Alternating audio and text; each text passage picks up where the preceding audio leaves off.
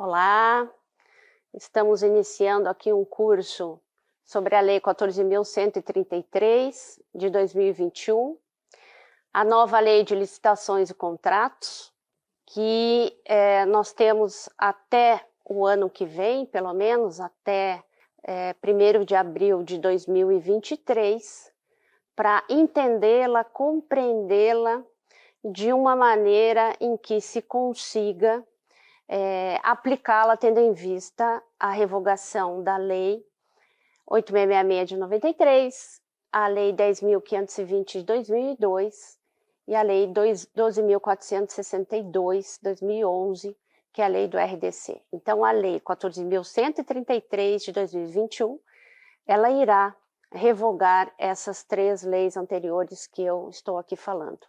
Então, a intenção do Tribunal de Contas do município de São Paulo, junto com o Instituto Rui Barbosa, é oferecer para vocês uma série de cursos, uma formação que possibilite com que você, que está aqui nos assistindo, consiga aplicá-la de uma maneira mais eficiente possível. Hoje nessa aula primeira, nós vamos falar sobre a parte introdutória da lei, os seus princípios, o seu âmbito de aplicação, de que maneira ela será aplicada ou não será aplicada, e outros temas que vocês verão nas projeções que acompanham esta aula. Então, começando aí pelo artigo 1º da lei. A lei diz assim: esta lei institui normas gerais, alguma coisa nesse sentido. Normas gerais. Normas gerais ou normas gerais de licitação não é novidade. Não é novidade porque a Lei 8666 de 93, a Lei Federal de Licitações, ela já trouxe essa discussão relacionada a estas normas gerais. Normas gerais em razão de uma competência da União para instituí-las de acordo com o artigo 37, inciso 21 da Constituição Federal. Então, esse artigo, ele fala a respeito das normas gerais, que são normas nacionais. Nesse sentido, nós teremos ao longo da lei, são quase 200 artigos, ao longo da lei haverá uma série de referências a regulamentos. Regulamentos da legislação, obviamente, da legislação nacional, né? A legislação nacional, normas gerais são normas nacionais, mas a lei, a gente sabe, e já está se falando muito a respeito disso, a Lei 14.133, ela não traz só normas gerais, ela também traz normas federais, aplicáveis aí a todo o âmbito da administração pública federal. O que será norma geral, o que será norma federal, isso vai depender da matéria, né? Aqui ao longo das aulas a gente vai dizer, olha, isso é norma geral, é norma nacional, isso é norma só para a União, isso é norma para estados e municípios, ou seja, estados e municípios também terão a possibilidade de regulamentar essa legislação. Sobre regulamentação, o decreto é o ato normativo, administrativo normativo, que tem essa função primeira de regulamentar a legislação. Mas a gente sabe, no Brasil, que há possibilidade, inclusive, de regulamentação por instrução normativa, a gente tem visto muito isso, principalmente no âmbito federal.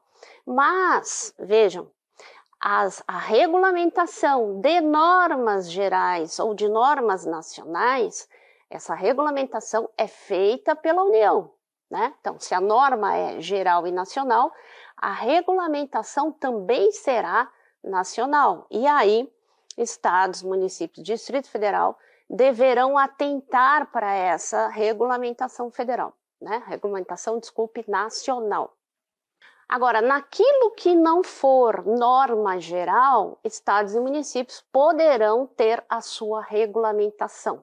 Aí vocês podem perguntar, a gente pode no município ou no estado, poderíamos adotar uma regulamentação federal que não seja de norma nacional ou de norma geral, até pode, desde que se faça a devida adaptação, até porque quando você, no âmbito federativo, no âmbito de estado e município, você vai lá e aplica uma regulamentação federal, tudo que vem junto com aquela regulamentação federal vai ter que se aplicar a estados e municípios. Então, eu não posso dizer, não, eu vou aplicar o artigo 1º, o artigo 10, o artigo 15, o artigo 20 deste decreto federal e o resto eu não vou aplicar, né? Então, não é assim que funciona. Se eu sigo uma norma regulamentadora federal no âmbito do meu estado, do meu município, ela tem que ser integral. Então, o que tem feito aí, o que tem acontecido ao longo desses anos da Lei 8.666? O que tem acontecido? O ente local, né, ele até faz uma norma própria, meio que copiando, colando, adaptando aquela regra federal para as suas necessidades, para a sua realidade. Aliás, a gente aconselha isso. Aconselha sempre que estados e municípios tenham a sua própria regulamentação. Então, seguindo aqui com o artigo 1º, com o âmbito de aplicação da Lei 14.133, ela vai se aplicar à administração pública direta, autárquica e fundacional da União, estados, municípios, do Distrito Federal, né? Também se aplica ao Poder Legislativo, ao Poder Judiciário. Então, o Poder Legislativo nós temos nas 3 esferas, né, União, estados e municípios, e o Poder Judiciário, obviamente, que não há no município.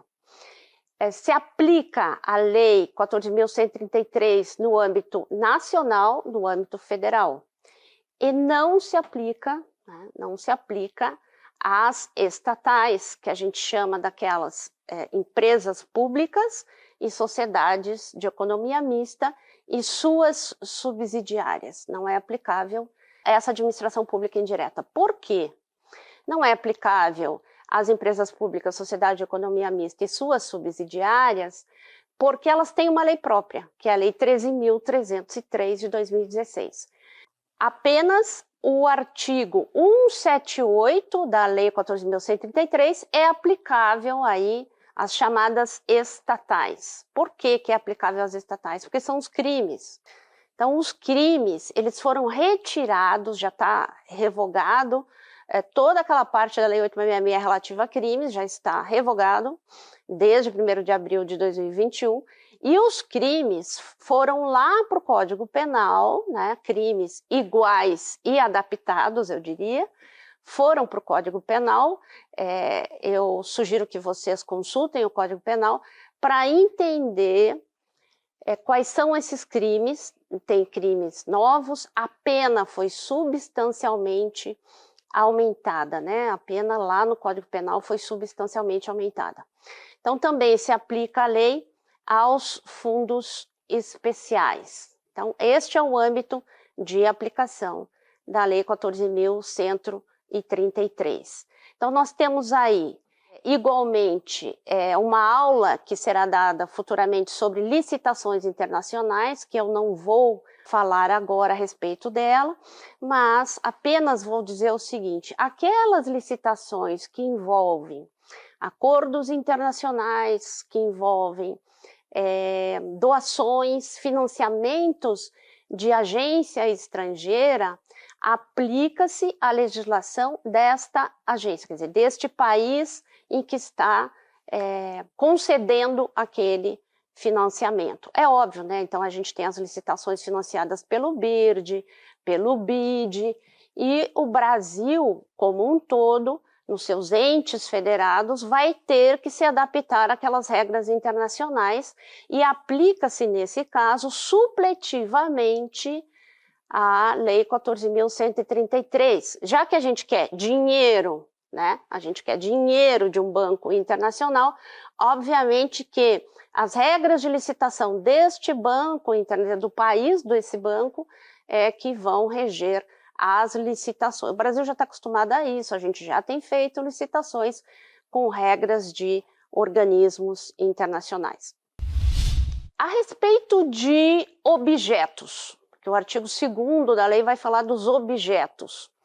Bom, isso não estava tão claro na Lei 8.666, a gente sabia, né, de uma certa maneira estava claro, compras, obras, serviços de engenharia e serviços, os serviços comuns e os serviços técnicos especializados. A Lei 14.133, de uma forma mais didática, ela foi dividindo lá no seu artigo 2º quais são esses objetos. Então, continuam compras, obras, serviços de engenharia, serviços comuns e serviços especiais, que são os técnicos especializados, mas podem existir outros serviços especiais, e aqui é importante dizer que a Lei 14.133, ela trouxe uma novidade, né?